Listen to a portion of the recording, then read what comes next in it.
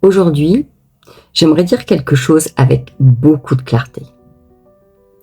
Dans certains discours spirituels ou de développement personnel, il existe une dérive subtile mais très réelle.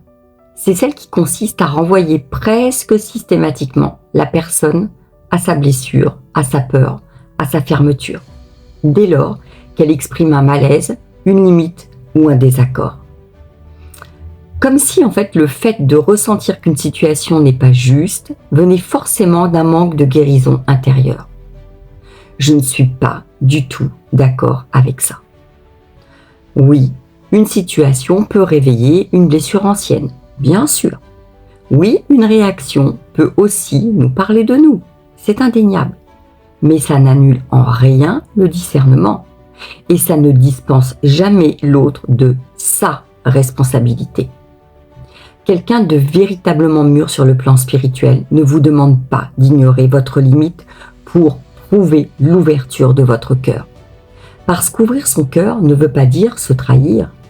Aimer ne veut pas dire tout accepter. Et se protéger ne signifie pas forcément se fermer non plus. Il y a des moments où dire non est un acte de conscience et de courage. Il y a des moments où la limite est une forme de respect de soi.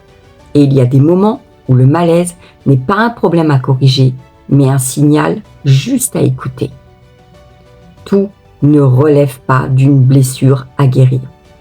Parfois, ce qu'on ressent est simplement de la lucidité. Et parfois, la véritable ouverture du cœur commence par ne plus surtout se renier dans ses intuitions.